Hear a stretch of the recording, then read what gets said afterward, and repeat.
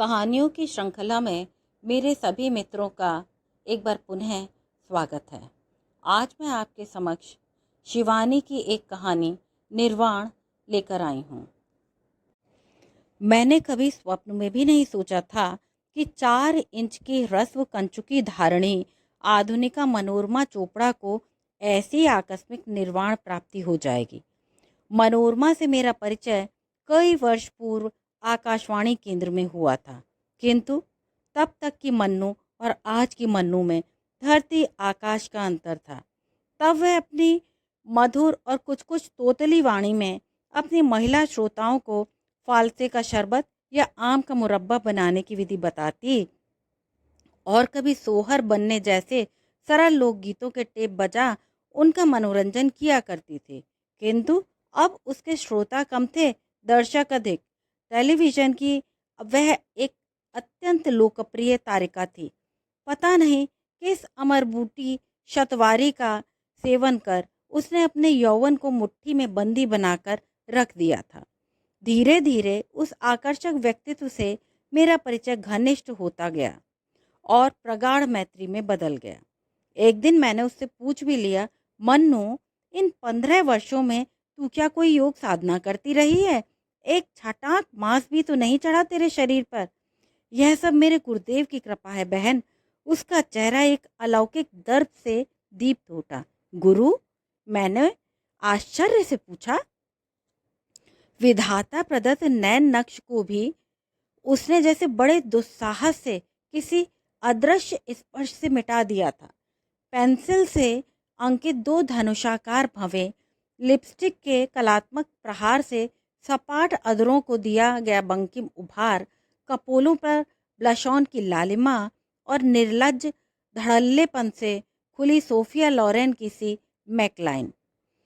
उसकी संध्याएं रोज ही 5 सितारे के किसी होटल में बीतती थीं। पति की फर्म की ऊंची नौकरी, जिसे आए दिन गगनचारिणी बना देश विदेश के गगनांचलों में उड़ाती फिरती थी, क्या उसका भी कोई गुरु हो सकता था? मनोरमा चोपड़ा कैसी आधुनिका क्यों न हो, उसके एक ही गुण पर मुग्ध हो मैंने कभी निसंशय चित्त से उसकी ओर मैत्री का हाथ बढ़ाया था।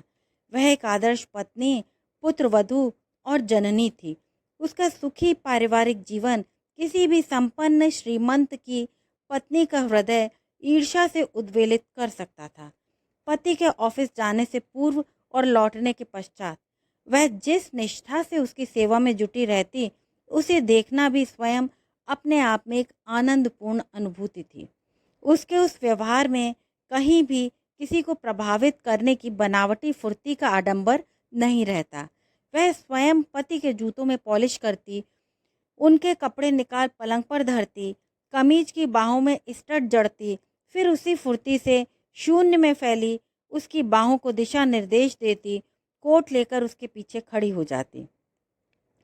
एक दिन ऐसे ही समय में काम से उसके घर में बिना द्वार खटखटाए ही धड़धड़ाती हुई मैं भीतर चली गई और अप्रस्तुत होकर द्वार पर ही ठिठक कर रह गई। मैंने सोचा था वक्त के पाबंद चोपड़ा साहब दफ्तर चले गए होंगे और मन्नू अकेली ही होगी। आइए आइए, संकोच क्यों कर रही हैं? मन्नू मेरी पत्नी ही नहीं, मेरी बैले भी है। मॉम की ट्रेजर पढ़ी है आपने? मेरी ट्रेजर है मन्नू, चोपड़ा साहब ने हंसकर कहा। तो मन्नू मेरी ओर बढ़ाई। देख रही हो ना, अब बुढ़ापे में वसंत जाग रहा है इनके। 10 साल का बेटा भी अपने हाथ से टाई बांधकर स्कूल चला जाता है, पर बाप की टाई का फंदा अभी मुझे ही ठीक करना पड़ता है। ईश्वर ने उसे मुंह मांगे 2 स्वस्थ सुंदर बच्चे दिए थे, जिन्हें वह खिलौना सा सजा धजाकर स्कूल भेजने पर ही काम पर निकलती थी। सास पहले पहल उससे असंतुष्ट रहती थी। पुत्र ने स्वयं अपनी पसंद से ही उस विजातीय लड़की से प्रेम विवाह किया था। वह बंगाली थी और चोपड़ा साहब थे ठेठ पंजाबी, किंतु मक्के की रोटी और सरसों के साग को मन्नू ने उसी स्वाभाविक सरलता से ग्रहण कर लिया था, जैसे जन्मते ही कभी अपने देश की चच्चड़ी और घंट को किया था। उसका पंजाबी बोलने का लहजा जितना ही त्रुटिहीन था, उतनी ही त्रुटिहीन उसकी वेशभूषा भी थी। जहाँ तक मुझे याद है, मैंने कभी उसे तांत या डूरे घनेर वाली साड़ियों में नहीं देखा। चटकीली भड़कीले रंगों की शिफॉन, क्रेप, नायलॉन की पारदर्शी साड़ियों के चयन में वह पंजाबी जीवंत रुचि का ही परिचय अधिक देती। कभी कभी अपनी प्रथुल वेणी को एलोकेशी जूड़े में संवार वह एकाध गुलाब खोस लेती तो चोपड़ा साहब हंसकर उसे छेड़ने लगते। देखा ना, आज इन्हें अपने सोनार बांग्ला की याद हो आई है, पर कुछ भी कहो मन्नू, जूड़ा अब तुम्हें सूट नहीं करता। फिर एक दिन वह स्वेच्छा से ही जूड़े का भी आमूल विध्वंस कराई। अब उसके कटे केशगुच्छ रेशमी गुच्छे से कंधे पर झूलते उसके व्यक्तित्व को और आकर्षक बना गए थे। कोई भी उसे देखकर नहीं कह सकता था कि वह बंगाली है। सास की सेवा में तो वह किसी भी आज्ञाकारिणी पुत्र वधू को पराजित कर सकती थी। मैं तुझे भी एक दिन अपने गुरुदेव के दर्शन कराऊंगी, उसने एक दिन मुझसे कहा। तो मैंने हंसकर हाथ जोड़ दी। माफ करना मन्नू, मेरी इन स्वामियों में कोई श्रद्धा नहीं है। मैं एकदम ही एग्नोस्टिक हूँ। ऐसी ही बात नहीं, ईश्वर में मेरा दृढ़ विश्वास है, किंतु किसी साधु या पहुंचे सिद्ध का अंधानुगमन मेरी प्रकृति के विरुद्ध है। किसी लब्ध प्रतिष्ठित स्वामी का सानिध्य मेरे या अन्य किसी के जीवन में मांगलिक परिवर्तन संगठित कर सकता है, या किसी गुरु का भ्रकुटी विलास अप्रसन्न होने पर किसी का अनिष्ट कर सकता है, यह सहसा मान लेने को मेरा चित्त प्रस्तुत नहीं होता। कुमायूं आदिकाल से उन्नत कोटि के ऐसे साधकों की पदधूलि से धन्य रहा है जिन्हें प्राच्य पाश्चात्य सभी देशों ने कभी मान्यता दी थी। मैं अब भी अवसर पाते ही वर्षों पूर्व समाधिस्थ हुए एक ऐसे ही साधक की प्रस्तर मूर्ति के दर्शन करने जाती हूँ, और जब भी दर्शन कर लौटती हूँ लगता है अप्रार्थित रूप से ही उनके वरद हस्त का शीतल स्पर्श मुझे फूल सा हल्का बना गया है। किंतु इस फरेबी युग में ऐसे किसी सिद्ध का अस्तित्व मेरे संदेही मन को शंकित ही अधिक करता है। इसी से जब कभी मन्नू ने मुझे अपने गुरुदेव के दर्शन के लिए आमंत्रित किया, मैं एक न एक बहाना बना उसे घिस्सा देती रही थी। मुझे जैसे भय था कि उनके समक्ष उपस्थित होने पर कहीं उनके व्यक्तित्व के सम्मोहक प्रभाव में आकर मेरी विचारधारा परिवर्तित न हो जाए। किंतु उस दिन मन्नू के निवास स्थान की एकदम विपरीत दिशा में जाने पर भी न जाने कौन सी शक्ति मुझे उसी ओर खींच ले गई।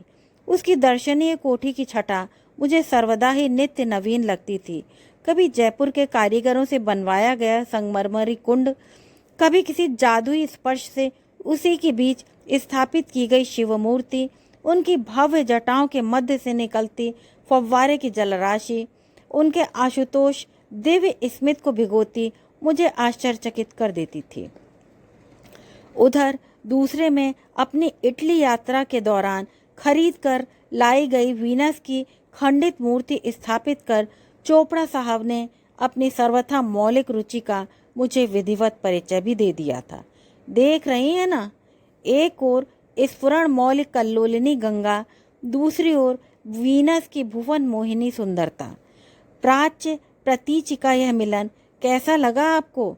हम किपलिंग की उक्ति में विश्वास नहीं करते कि east is east and west is west. सचमुच ही चोपड़ा साहब का मौलिक प्रयोग गोल कमरे की सज्जा को एक अनोखी भव्यता से मंडित कर गया था। जहां शिपनडेल का एकदम ही विदेशी रुचि का फर्नीचर था, वहीं बीचों बीच झूलता था कठियावाड़ी हिचका। कॉकटेल पार्टी भी होती थी तो अलभ्य आसवों का वह बहुचर्चित सम्मिश्रण मुरादाबादी गंगा जमनी काम की कलात्मक सुराही से बेल्जियम का ग्लास के जाम में ढाल देशी विदेशी अतिथियों को परिवेशित किया जाता। उस दिन भारी दक्षिणा देकर चोपड़ा साहब एक से एक चुस्त सुंदरी किशोरियों को न जाने किस रत्न गर्भा खान से बटोर लाते। मैं कई बार उनकी इन दावतों की कर्णकटु आलोचना भी सुन चुकी थी। अतिथियों को आसव की ही नहीं, सौंदर्य की भी मादक घूंट पिला पिलाकर ही तो इस अल्प अवधि में वे इस विख्यात फर्म के जर्नल मैनेजर के पद पर आरूढ़ हो गए थे। लोग कहते तो मुझे बड़ा दुख होता। यह ठीक था कि उनके अतिथि साधारण तबके के नहीं होते थे। मंत्री, उनके आत्मीय सचिव, उद्योगपति, राजदूत, एक से एक राजसी अतिथि निमंत्रण बड़ी ललक से ही स्वीकार किया करते थे। वह आकर्षक साकी का था, जाम का या उदार मेजबान की मैत्री का, यह मैं कभी समझ नहीं पाई। उस दिन मैं पहुंची तो बरसाती से लेकर बाहर तक रंग बिरंगी कारों की कतार देख ठिठक कर खड़ी रह गई। तभी न जाने किस काम से मन्नू बाहर निकली और मुझे देखकर ही भागकर मुझसे लिपट गई। ओह, तू स्वयं आ गई, मैं जानती थी एक दिन ऐसा ही होगा। भाव विभोर होकर वह मुझे पकड़कर हाथ खींचकर भीतर ले गई। पहले मैं समझ ही नहीं पाई, पर कमरे में पैर रखते ही सब स्पष्ट हो गया। जहाँ दीवान, सोफा, रेशमी गद्दियों, रॉ सिल्क के पर्दों के बीच अपूर्व नग्न मूर्तियों का जमघट रहता था, वहाँ सब कुछ तिरोहित हो फर्श पर दूधिया चांदनी बिछी थी। एक और था छोटा सा कुशासन और बीच में धरी उसके गुरुदेव की बड़ी सी तस्वीर के सामने अगरबत्तियों के गुच्छे का गुच्छा जलता पूरे कमरे को अपनी लच्छेदार धूम्र रेखा से सुवासित कर रहा था। कमरे में तिल धरने की भी जगह नहीं थी। एक से एक समृद्ध अतिथि सहमी मुद्रा में नतमस्तक बैठे गुरुदेव की प्रतीक्षा कर रहे थे। कौन कह सकता था कि ये वे पराजित चेहरे हैं जिन्हें मैं कुछ दिन पूर्व एक सुख्यात होटल में दिए गए विवाह भोज में इस्तांबुल का नग्न प्राय कैबरे नर्तकी की चिकनी देह पर निर्लज्जता से आंखों आंखों में लार टपकाते देख चुकी थी। कमरे में तानपुरे और तबले की जोड़ियों के बीच बैठी आकाशवाणी की कई परिचित नायिकाओं को मैं पहचान स्मित का अभिवादन दे ही रही थी कि दूसरी ओर बैठी अपनी साहित्यिक बिरादरी के व्यंग्यात्मक स्मित से सहम गई। उस तिर्यक स्मित में किसी बादशाह के हरम में सहसा अनधिकार प्रवेश पा गई किसी सौत के प्रति प्रदर्शित कई जोड़ा प्रतिष्ठित आंखों की अवज्ञा मिश्रित सौतिया डाह की सी ही दहन थी। सहम कर मैंने आंखें फेर ली और सक पकाकर बैठ गई। सहसा गुरुदेव का पदार्पण हुआ। स्कंध स्पर्श करते रेशमी घुंघराले बाल, स्थूल काय प्रसन्न बदन, उस दिव्य पुरुष को देखते ही जैसे सबको एक साथ बिजली का सा झटका लगा और सब खड़े हो गए। संकेत से ही उन्होंने सबको बैठने का आदेश दिया। फिर अपनी गूढ़ दृष्टि मेरी ओर निबद्ध कर बोले, अवश्यंभावी अवश्य होता है। लड़की, क्यों? अपने पति के विषय में अब भी सोच रही है क्या? मुझे पसीना आ गया। कैसे जान गया था ये प्रज्ञा चक्षु? मेरे पति को उस दिन हरारत हो आई थी और वैसी ही अवस्था में उन्हें दौरे में बाहर जाना पड़ा था। मैं सचमुच उस क्षण यही सब सोच रही थी। क्या यह उनका परिचित ज्ञान था या विचार स्थानांतरण? मैंने लज्जा और परितोष से सिर झुका लिया। यह यहाँ नहीं आना चाहती थी। स्वामी जी का दिव्य स्मृत मेरी नंगी पीठ पर फिर तड़ातड़ चाबुक सा मारने लगा, किंतु इसे यहाँ आना पड़ा। सोच रही थी पति को बुखार ही में दौरे पर जाना पड़ा है, पता नहीं कैसे हैं। वे फिर हंसे। चिंता मत कर, सब मंगल होगा। मेरे लिए यह सब जलसा सुगम है। उन्होंने अब अपनी दृष्टि को कमरे में बिखरी भीड़ पर घुमाकर कहा, इसे जानने के दो मार्ग हैं, समीकरण अर्थात जागतिक शक्तियों के संघट्ट का स्वरूप ज्ञान, और दूसरा तीव्र दृष्टि, जिसे तुम लोग शायद दिव्य दृष्टि कहने पर अधिक स्पष्ट रूप से समझ लोगे। कमरे की भीड़ को आतुरता की लहर सहसा चंचल कर गई। आधुनिक जीवन के अनेक संशयों से क्षुब्ध कितने ही व्याकुल चित्त एक साथ अनेक प्रश्न पूछने को लालायित हो और निकट खिसका है। उधर द्वार के पास ही बैठी 3-4 सुंदरी किशोरियां एक साथ हवा के झोंके की तीव्रता से बाहर निकल गईं। क्या पता स्वामी जी के दिव्य चक्षु पढ़ाई के साथ साथ चल रही उनकी दूसरी आजीविका का उद्गम स्रोत भी सबके सामने खुली पुस्तक सा बांचकर उन्हें अपदस्थ कर दें। शांत हो, शांत हो। मैं यहाँ योग प्रदर्शन करने नहीं आया हूँ। तुम लोग नवीन सभ्यता की संतान हो, प्रत्येक शंका का समाधान चाहते हो, क्यों है ना? स्वामी जी की झकझक करती दंक पंक्ति देख मैं अवाक रह गई। चेहरे की सी ही चमक उजले दांतों की भी थी। मैंने इसी से तुम्हारी शंका का एक छोटा सा समाधान प्रस्तुत किया था। मन्नू, अब कीर्तन आरंभ करो। और फिर कमरा कीर्तन की मधुर स्वर लहरों से गूंज उठा। इस घटना के पश्चात मेरे न चाहने पर भी मेरी विचारधारा में एक आमूल परिवर्तन संगठित हो गया। अनेक तर्क वितर्कों से भी मैं अपने अशांत चित्त को शांत नहीं कर पाई थी। गुरुदेव तो उसी रात की फ्लाइट से शिकागो चले गए, किंतु मुझे ऐसा अनुभव होने लगा जैसे मेरी समग्र सत्ता सचेत होकर मुझे अद्भुत पुकार से झकझोर कर कह रही है, आंखें खोल मूर्ख, मैं हूँ, मैं हूँ। यह पुकार शुद्ध बोधात्मक थी। उधर जब कभी मन्नू मिलती, गुरुदेव के अनेक चमत्कारों की कहानियां सुना मुझे और भी अशांत बना देती। जानती है क्या कहते हैं गुरुदेव? कहते हैं, मन्नू, साधना तुझे नहीं करनी होगी, तेरे लिए जो करनी है मैं करूँगा। शक्ति, अनुभूति, ये सब बाह्य वस्तुएं हैं। इनमें तेरी आसक्ति रही तो कभी भी तुझे निर्वाण की प्राप्ति नहीं होगी। साधना का तब तक कोई महत्व नहीं होता जब तक गुरु अनुगत ना हो। धीरे धीरे तेरे सब कार्य स्वतः सिद्ध होंगे पगली। यह सुनाते मन्नू का चेहरा शिशु सा सरल बन जाता और मैं ईर्ष्या से उसे देखती रहती। कैसा सहज सरल विश्वास था उसका। न मेरे विवेकी चित्त जैसी व्यर्थ की दलीलें, न कोई संशय।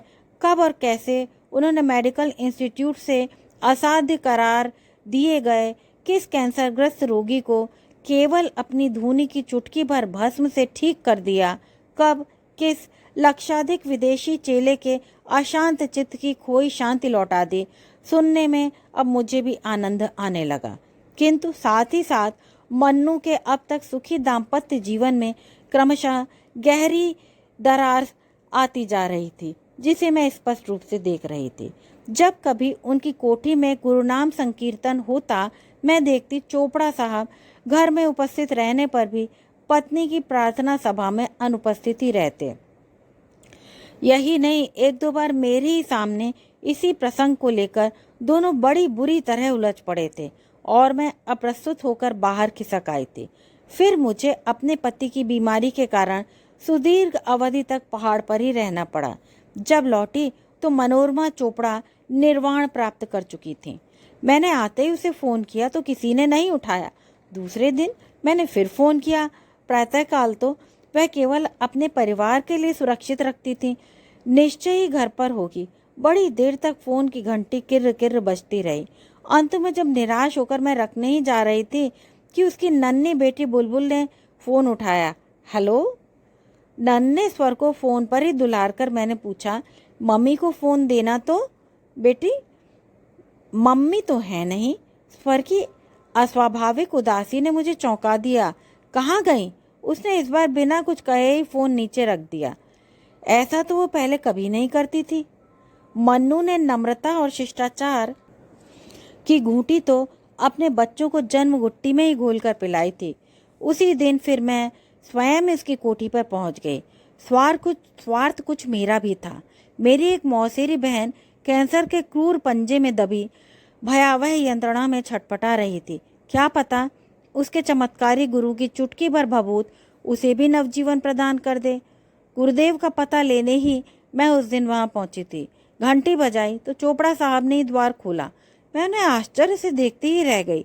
जिस दर्शनीय व्यक्ति की साज सज्जा देखकर कभी भूख भागती थी, वह मेरे सम्मुख किसी निगरगंड फकीर सा ही खड़ा था। मैला सा सिलवट पड़ा नाइट सूट, ड्रेसिंग गाउन की उधड़न एक ओर लटकी पड़ी थी। बड़ी दाढ़ी चेहरे को रुग्ण बना, जैसे उसकी वयस के 10 साल और बढ़ा गई थी। यह क्या चोपड़ा साहब बीमार थे क्या? मन्नू कहाँ है? मैंने पूछा।